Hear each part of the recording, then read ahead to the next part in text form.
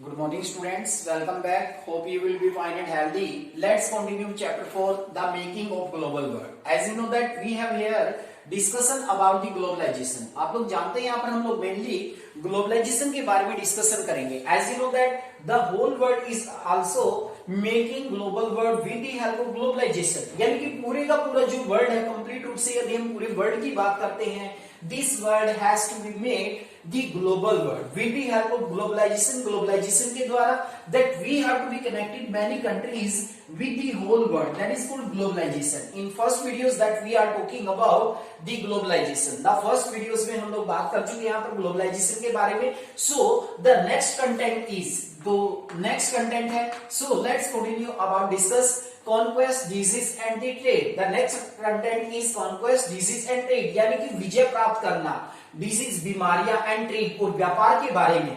As you know that the pre modern world यानी कि जो आदि मॉडर्न वर्ल्ड था swelled greatly in the 16th century after European power founded a sea route to Asia. कहते हैं कि धीरे धीरे जो पूरे का पूरा वर्ल्ड था 16th सेंचुरी के बाद यूरोपियन पावर ने जब एक समुद्री मार्ग की खोज की, एक सी रूट की खोज की थी, उसके बाद ये पूरे का पूरा जो वर्ल्ड है वो सिकुड़ने लगा था, यानी कि वो एक गांव की तरह हमें दिखने लगा था. This world has to be become a village with the help of the process of globalisation. Globalisation के प्रोसेस की अगर हम बात करें 16th सेंचुरी में जो यूरोपियन पावर है उन्होंने एक समुद्री मार्ग की खोज की टू एशिया आने के लिए and successfully cross the western ocean to America. और उन्होंने सफलतापूर्वक जो वेस्टर्न ओशियन है उसको क्रॉस करके वो अमेरिका पहुंचे. यानी कि कहीं ना कहीं आप लोग जानते हैं, हम लोग ग्लोबलाइजेशन के बारे में यहाँ पर बात करेंगे. और ग्लोबलाइजेशन में क्या होता है, connectivity of the country, one country to another country, यानी कि एक कंट्री से दूसरी कंट्री के बीच में जो कनेक्टिविटी होती है दैट इज कॉल्ड ग्लोबलाइजेशन. यानी कि देखिए यूरोपियन पावर ने 16th सेंचुरी में क्या किया, एक सी रूट की खोज की और सफलतापूर्वक वो वेस्टर्न ओशियन को पार करते हुए अमेरिका जा पहुंचे. 4th सेंचुरी बिफोर, अगर हम कुछ सेंचुरी पहले की बात करते हैं, Indian ocean has known for trade of goods knowledge. Indian जो ओशियन है उसको भी वस्तुओं के ट्रेड के लिए, नॉलेज के लिए, यानी कि कहीं ना कहीं अगर हम बात करें नॉलेज का भी आदान प्रदान करने में इंडियन ओशियन का भी बहुत बड़ा योगदान था. The Indian subcontinent was in its centre. Indian जो महाद्वीप उप महाद्वीप है वो इसके सेंटर में एंड क्रूशियल इंपोर्टेंस, और उसकी भी इंपोर्टेंस रही. आप जानते हैं हमने ट्रेड किया, इंडिया का जो ट्रेड है कहीं ना कहीं उसकी बड़ी ही इंपोर्टेंस रही है, काफी इंपोर्टेंस हमें देखने को मिली. और जनरली अगर हम बात करें तो इंडियन जो ट्रेड किया जाता था, इंडियन ट्रेड वो किसके माध्यम से हम लोग करते थे, Indian ocean. Indian ocean also provide Indian subcontinent A special position in the world. India की अगर हम लोकेशन की बात करते हैं, इंडिया की अगर हम लोकेशंस की बात करते हैं तो आप लोग जानेंगे कि जो सब कॉन्टिनेंट, इंडिया को हम एक सब कॉन्टिनेंट भी कहते हैं, एक उप महाद्वीप भी कहा जाता है. क्यों कहा जाता है, क्योंकि बिल्कुल सेंटर में लोकेशन है इसकी एशिया के, और जो इंडियन ओशियन है, इंडियन ओशियन के बिल्कुल हेड पर है ये. इस कारण से इंडिया की और ज्यादा इंपोर्टेंस बन जाती है. और कहीं ना कहीं अगर हम जनरली बात करें तो ये सारे के सारे जो रूट्स थे, चाहे हम सी रूट की बात करें, चाहे हम सिल्क रूट की बात करें, जो लैंड रूट था हमारा, तो इन्होंने क्या किया, वर्ल्ड की इकोनॉमी को आपस में जोड़ने का काम किया, वर्ल्ड के डिफरेंट कंट्रीज को आपस में कनेक्ट करने का काम किया. Here we are talking about the precious metal. यहाँ पर हम बात करेंगे कुछ कीमती मूल्यवान धातुओं के बारे में. सिल्वर माइंस के लिए किसे जाना जाता था, Mexico and Peru. Mexico Peru को सिल्वर माइंस के लिए जाना जाता था, विच एनहेंस द यूरोपियन वेल्थ, यानी कि जिन्होंने यूरोपियन वेल्थ को बढ़ावा दिया. मैक्सिको पेरू, यहाँ पर सबसे ज्यादा चांदी की खानें थी जिसने यानी कि यूरोपियन पावर को शक्तिशाली बनाने में मदद की. The next is El Dorado, the fabled city of gold. There is also an exhibition, यानी कि बहुत सारे प्रयास किए गए. El Dorado, the fabled city of gold, that question have to be put in 1 marks. And the flable city of gold, El Dorado, you must have to remember that have to be discovery, try to discovery of this city, the flable city of gold, El Dorado के नाम से जाना जाता है. that is 1 marks question. Now we are talking about the conquest की बात करते हैं लोग यहाँ पर डिजीज के बारे में, बीमारियों के बारे में. Germ, small pox. Here we are talking about germs, smallpox. जैसा कि ग्लोबलाइजेशन का प्रोसेस आगे बढ़ा, आप लोग जानते हैं हमने वस्तुओं का आदान प्रदान किया, नॉलेज का आदान प्रदान हुआ, तो जर्म्स, स्मॉल पॉक्स जैसी जो भयंकर बीमारी है उसका भी आदान प्रदान हुआ। यहाँ पर हम लोग बात करेंगे अमेरिका के बारे में। अमेरिका के अंदर जनरली हम लोग बात करते हैं Spanish and Portuguese came to America, यानी कि जो स्पेनिश पीपल हैं और पुर्तगाली लोग हैं वो अमेरिका पहुंचे। अमेरिका जब गए वो तो अपने साथ कौन सा जर्म्स लेकर गए? Small pox. स्मॉल पॉक्स नामक एक विषाणु है, जीवाणु है, या एक बड़ी भयंकर बीमारी थी स्मॉल पॉक्स। ये बीमारी अपने साथ लेकर गए। Until the 18th century China and India, यहाँ पर जनरली अगर हम बात करें डिजीज के बारे में, जो डिजीज है स्पेनिश, यहाँ पर बोर्ड के लिए भी क्वेश्चंस बनता है how the Spanish people conquer on America. Here we are talking about the conquest. Conquest का मतलब होता है विजय प्राप्त करना। तो स्पेनिश लोगों ने अमेरिका के ऊपर कैसे विजय प्राप्त की, या how Spanish people make America their colony, या अमेरिकन पीपल ने, जो स्पेनिश पीपल है, स्पेनिश पीपल ने अमेरिका को अपनी कॉलोनी कैसे बनाया। So here we are discussing about a germs that name is small pox. Small pox नामक बीमारी लेकर गए स्पेनिश पीपल जब अमेरिका पहुंचे। तो अमेरिका जाने के बाद ये बड़ी ही भयंकर बीमारी थी। ऐसा कहते हैं कि अमेरिका लंबे समय तक आइसोलेशन में रहा, दूसरे कंट्री के साथ इसकी कोई कनेक्टिविटी नहीं की।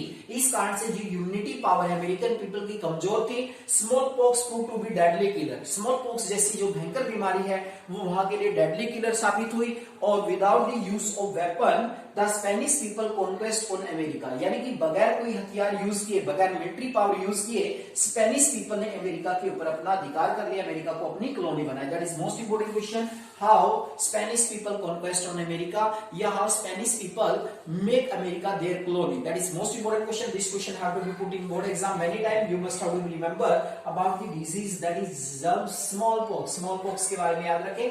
The next is the 19th century. In the beginning of 19th century, if we are talking about the some of the 18th century, 18th century के बारे में पहले हम बात करते हैं। कंप्लीट इसमें China and India are the richest country among the world. China और इंडिया को धनवान देशों में गिना जाता था 18th सेंचुरी तक। 18th सेंचुरी तक यानी कि अमेरिका को और चाइना को काफी शक्तिशाली और काफी अमीर देशों में गिनती होती थी दोनों कंट्रीज की, इंडिया और चाइना की। That is most important question for 1 marks.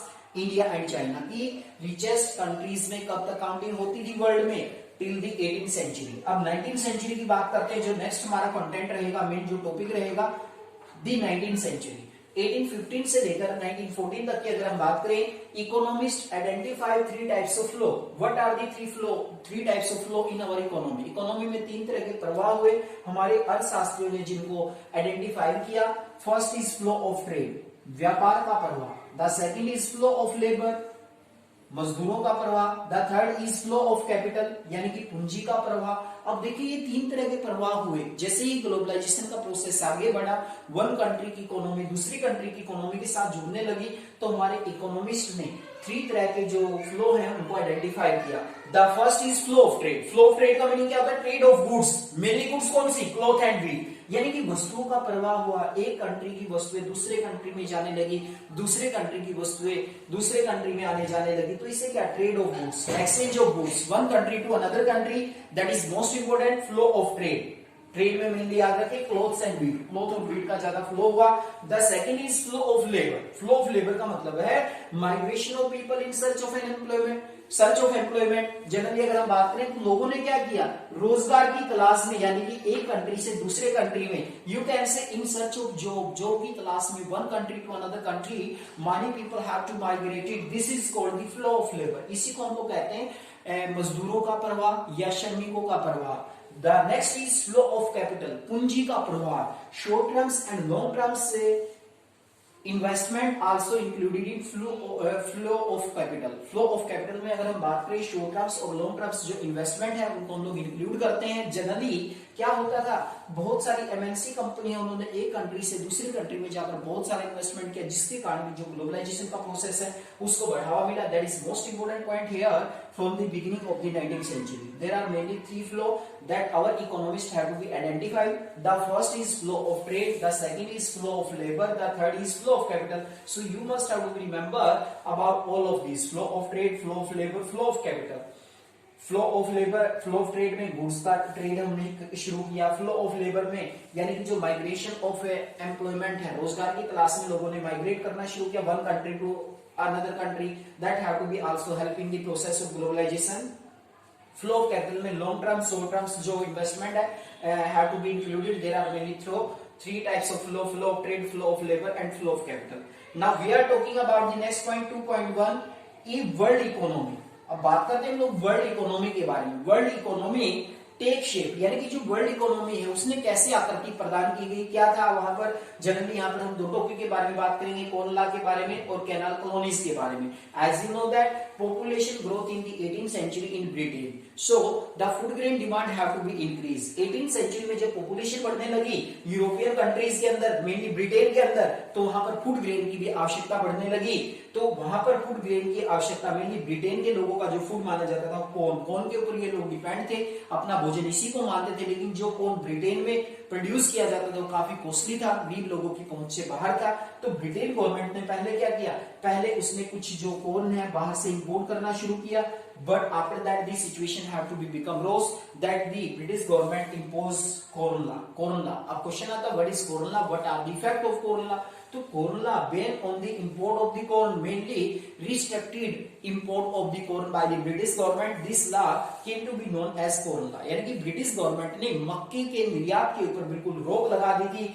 This is called corn law. Corn law के नाम से जाना जाने लगा. जब बाहर से मक्का आने लगा, कॉर्न आने लगा, तो जो ब्रिटेन के किसान थे उनका मक्का बिकना बंद हो गया. तो उन्होंने क्या किया, उन्होंने खेती बाड़ी करना छोड़ दी. बहुत सारे लोग हैं वो बेरोजगार हो गए.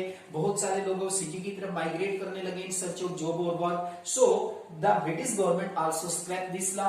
This law came to be known as corn law. That is most important question here, what is corn law. Corn law क्या है, what is corn law, corn law क्या है, कॉर्न लॉ किसे कहते हैं. The next topic is canal colonies. Canal colonies. This question have to be put in 1 marks in many time in board exam. What are canal colonies? Canal colonies क्या है? In western Punjab to develop deserted area by the British government. यानी कि British government ने western Punjab में deserted area को develop करने के लिए they have to be developed canal in the western part of Punjab. This came to be known as canal colonies. Canal colonies के नाम से जाना गया, जहां पर यानी कि जो नहर बस्तियां थी, नहर बस्तियां मेन रहती हैं वेस्टर्न पंजाब के साथ रिलेशन है इनका, जहां पर बहुत अधिक मात्रा में यानी कि डेवलपमेंट करने के लिए एग्रीकल्चर का कुछ कैनल्स का जाल बिछाया गया था. That is most important canal colonies. Now we are talking about how many people were migrated from one country to another country. That is also in एक वर्ल्ड इकोनॉमी टेक से, यानी कि जो वर्ल्ड की इकोनॉमी है उसने कैसे आकृति प्रदान की. 50 million immigrated from Europe to America. कहते हैं कि 50 मिलियन लोग वो थे जो यूरोप से अमेरिका चले गए. 150 million all over the world that have to be migrated from one country to another country. यानी कि 150 मिलियन लोग वो थे जिन्होंने एक कंट्री से दूसरे कंट्री में माइग्रेशन किया. That is the complete information about a world economy take shape, यानी कि वर्ल्ड की इकोनॉमी ने कैसे आकृति प्रदान की. That is the most important introduction about the economy take shape, यानी कि जो वर्ल्ड इकोनॉमी है वो कैसे आकृति लेती है, किस तरीके से वर्ल्ड इकोनॉमी हमारे सामने आई. That is most important. This topic is also completed in these videos. Now we will continue the next content in next videos.